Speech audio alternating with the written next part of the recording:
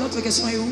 Ah, je prends celle-ci et puis je veux prendre celle qui est en ligne. Sinon, les bien-aimés en ligne auront l'impression qu'ils ne font pas le culte avec nous. Merci pour la parole. J'ai une question et deux petites sous-questions. La première est celle-ci. Là, c'est une réalité. Je pense que beaucoup de femmes qui sont dans ce lieu et celles qui nous suivent se retrouvent dedans. Bon, pour la petite histoire, ma femme vient nous avons un petit bébé qui a 4 mois depuis hier. Il y a un ami, il y a 2 matins, qui m'a rencontré en cours de chemin et qui m'a posé la question: tu fais comment pendant tous ces temps de Walé? Parce que tu as des impulsions, tu as des besoins sexuels. Mais tu sais, comment tu fais pour t'en sortir pendant tous ces temps? Il m'a posé la question: ça prendra combien de temps le temps de Walé? J'ai dit: c'est 6 mois. Et toi, tu fais comment? J'ai dit: mais je ne fais rien. Mais tu n'as pas une femme à côté? J'ai dit: non, je ne sais pas faire ces choses-là. La question. Et il m'a dit ceci: moi, je me fais sucer par ma femme. Et pourquoi toi, tu ne le fais pas? J'ai dit: je ne peux pas le faire, ça ne se fait pas.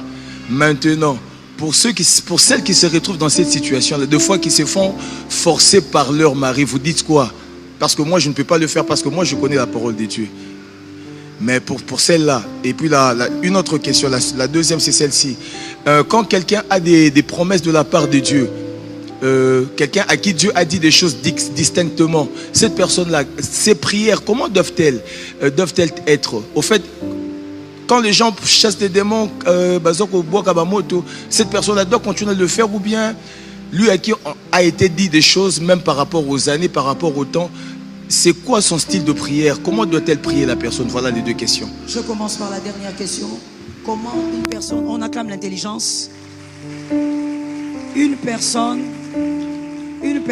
qui a les promesses du Seigneur, Dieu te précise, en 2023, le 29 2023, tu vivras ça.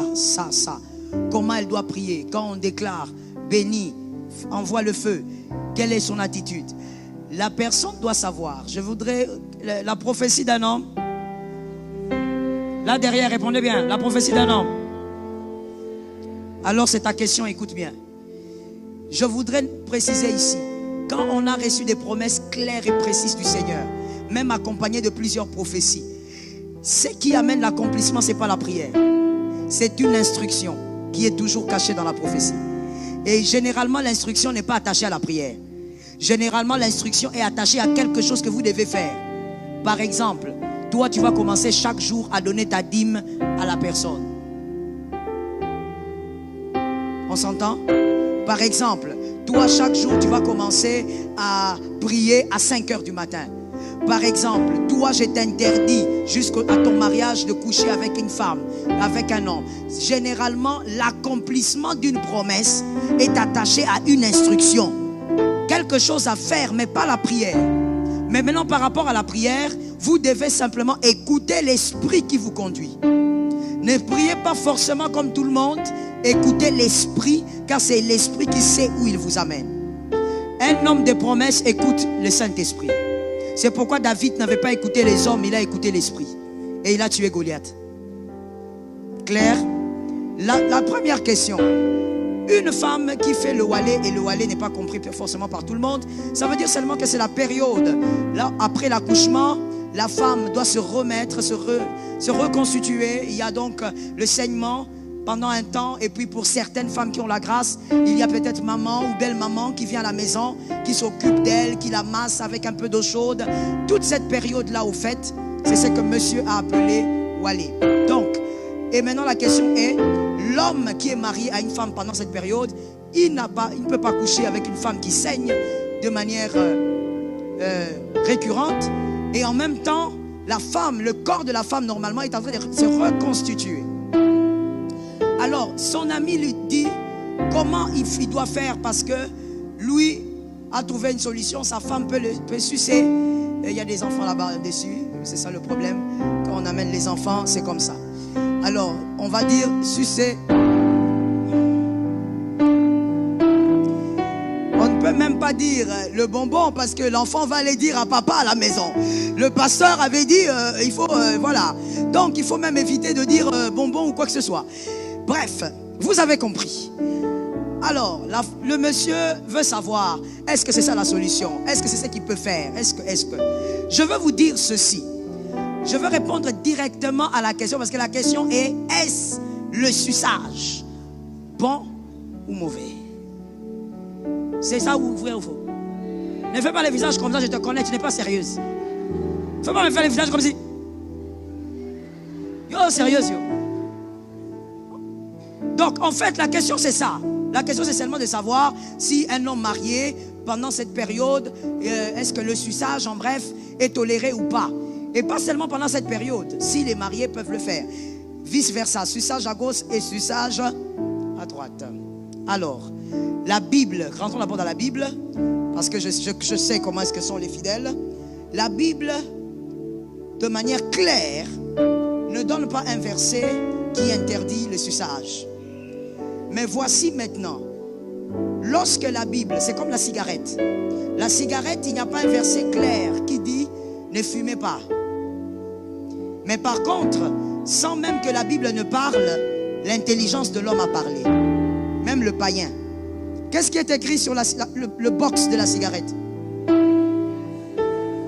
Voilà les gens intelligents qui sont bien allés en maternelle. Il y a d'autres qui sont ici qui fument mais ils n'ont jamais lu. On répète ça pour celui qui n'a jamais lu ce qu'il y a sur le box là. Le fabricant, ce n'est pas quelqu'un d'autre. Ceux qui fabriquent ont écrit fumer est préjudiciable à la santé. Ce n'est pas la Bible. L'homme lui-même, il a réfléchi, il a vu comment ça abîme le poumon, ça détruit, ça mène le cancer, c'est la mort. N'est-ce pas? Le suçage, c'est la même chose que la cigarette. La Bible ne dit pas de manière claire que c'est mauvais pour les mariés évidemment, parce que toi célibataire, interdiction, feu. Mais lorsque nous allons maintenant avec l'intelligence et la science, les médecins le prouvent que ces genres de pratiques amènent des maladies, beaucoup de maladies au niveau de la gorge, chez l'homme comme chez la femme. Maintenant, le grand problème, je ne suis pas médecin, je ne suis pas infirmière, mais je vous donne les informations que vous pouvez avoir un peu partout, même vous-même. Le grand problème est que quand on a une maladie qu'on a eue au niveau, dans la partie intime, ce sont des maladies comment? On appelle ça comment? Les MST. On connaît, non? Ah. Quand on a les MST et qu'on a mis la bouche là-bas, les microbes vont où? Et ici. Maintenant, dites-nous, ceux qui ont bien étudié, parce que ici, il faut bien étudier. Le médicament qu'on vous allez mettre, mademoiselle, dans votre foufou, pour guérir des infections, ça passe par la bouche, oui ou non?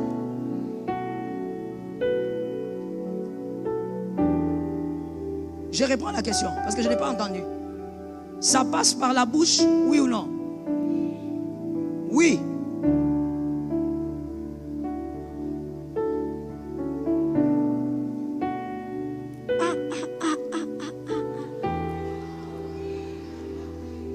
Maman, le suppositoire passe par la bouche. Mais on parle de quoi? Quand tu as le malade, tu as une maladie là, dans le frou là-bas, tu mets les médicaments dans la bouche. Vous n'avez pas bien compris, hein? C'est ça que vous avez dit à votre professeur d'école maternelle. Voyez maintenant le comprimé à mettre dans le frou-frou. Maintenant, comment faire pour qu'il vienne ici? C'est là maintenant que vous allez chercher plusieurs traitements pour vous faire soigner. Je connais une femme qui a eu un problème. Elle a eu quelque chose qui avait carrément, qui était en train de pendre carrément comme un goitre comme ça, à cause de ce genre de maladie. Trop d'infections là-bas, et puis ça s'est développé à ce niveau. Le problème, c'est que même ce que l'écriture ne dit pas, qu'est-ce que la science dit? Même la science démontre que ça apporte beaucoup de maladies. Toi-même, tu sais quel genre. Je parle d'abord même des célibataires qui vivent dans les péchés. Parce que je sais que tu es là. Tu vois le gars là avec qui tu vis dans le péché. Tu as vu comment il est sale? Moi-même, j'ai senti quelque chose. Arc. Dégoûtant. Il est sale comme ça. Regarde comment il est. Regarde. Maintenant, toi, je parle d'abord de mademoiselle, toi qui vis dans les péchés. Tu prends ta bouche comme ça, comme une trompette. Donc, ma réponse, elle est celle-ci. Si ça cause des maladies, il faut éviter ça. Est-ce que quelqu'un m'entend? La Bible ne t'interdit pas, mais si ça cause des maladies, il faut...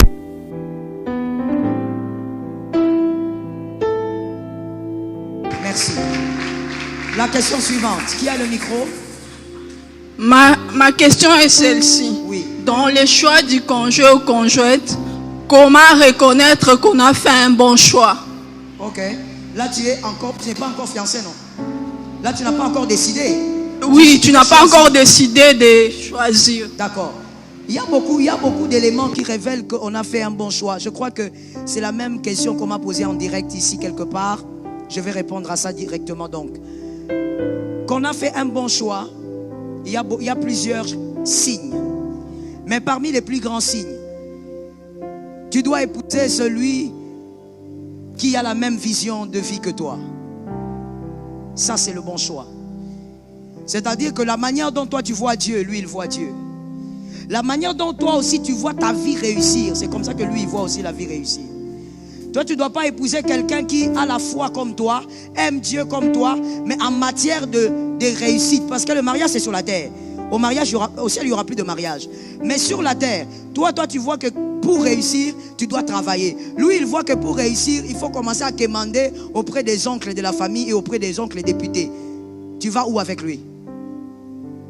Vous n'avez pas la même vision, vous allez échouer. Donc, je me limite à dire, ayez la même vision avec la personne que vous choisissez. Que ça soit spirituellement, que ça soit par rapport à la perception de la vie. Que Dieu vous aide. Bientôt s'affichera à ta gauche une vidéo où Pasteur Joël Cabazlet te parle de la faiblesse sexuelle. Si tu sens de la frigidité, l'éjaculation précoce ou de l'impuissance sexuelle, ou soit si c'est ton conjoint qui le ressent, la vidéo est faite pour toi. Clique sur la vidéo. Allez, clique. Tu reviendras me dire merci.